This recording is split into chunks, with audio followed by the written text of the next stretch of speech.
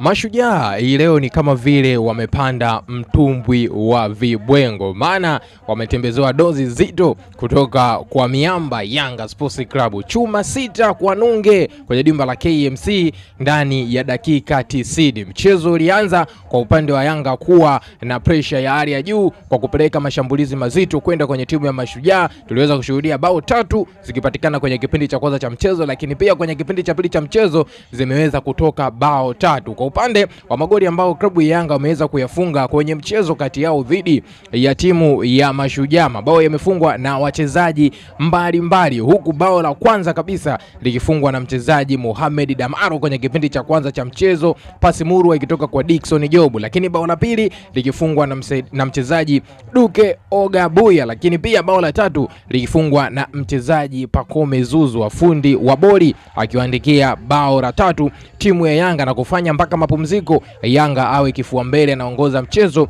kwa chuma 3-2. Lakini kwenye kipindi cha pili cha mchezo tumeweza kushuhudia kocha Pedro akifanya sabu za maana kabisa kwa kumtia mchezaji kama Mudathir Yahya, lakini pia kocha aliweza kumtia mchezaji Mohamed Zimbo Hussein, bila kumsahau mshambuliaji mpya ambaye ameweza kutambulishwa ndani ya kikosi cha klabu ya Yanga. Hapa namzungumzia Laurindo Depo Maria. Na kwenye kipindi cha pili cha mchezo pia tumeweza kushuhudia kuona takribani mabao 3 yakiweza kupatikana kwenye kipindi hiko cha pili cha mchezo. Bao la 4 likifungwa na mchezaji Prince Mpumelelo Dube, bao la 5 likifungwa na mchezaji Mudathir Yahya, basi huku Laurindo Depo akifunga bao lake la kwanza akiwa amevalia jezi ya Yanga Sports Club, bao alilofunga kwenye dakika 89 ya mchezo na kufanya klabu ya Yanga waweze kuibuka na ushindi wa takribani chuma 6 kwa nunge dhidi ya timu ya Mashujaa FC. Inaonekana Mashujaa ni kama vile kwenye mchezo huu waliingia kabisa kwenye mfumo wa timu ya Yanga chini ya kocha Pedro Gonzalez, maana ukiangalia namna walivyokuwa wanacheza,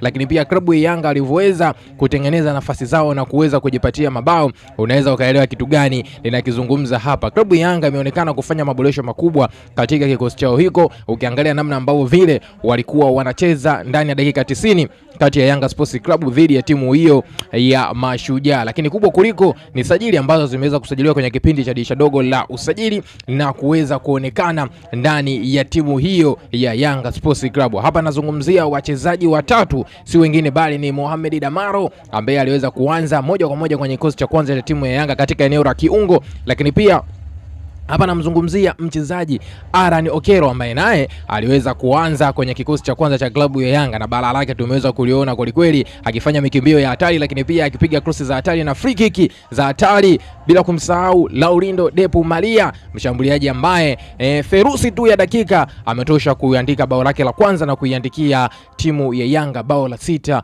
kwenye mchezo dhidi ya timu ya Mashujaa. Water performance kutoka kwa wachezaji hawa, lakini pia muunganiko mzuri wa kikosi cha Yanga ndani ya kipindi kifupi tu, licha ya kufanya maingizo ya wachezaji wengi katika kipindi hiki cha dirisha dogo la usajili. Kocha Pedro Gonzalez inaonekana kabisa kile anachokifundisha mazoezini kinafanya kazi. Sasa huu ndo muda wako sahihi wa kutuambia maoni yako na mtazamo wako kuhusiana na hiki ambacho kimeweza kutokea kwenye mchezo kati ya timu ya Yanga Sports Club dhidi ya timu ya Mashujaa. Njoo tuandikie kupitia sehemu ya comment chochote kile unachowaza kuhusiana na mchezo huu hapa ulotoka kumalizika ndani ya dakika chache hapo, lakini pia bila kusahau kulike, kushare na kutufollow. Lakini naomba nikukumbusha jambo moja la muhimu nilitaka kusahau hapa. Yanga ndiye anayeongoza ligi kuu ya NBC Tanzania bara kwa msimu wa 2025-2026 akiwa na takribani alama zake 19 kwenye michezo 7 pekee aloweza kucheza. Unafikiri ni nani hapa ataibuka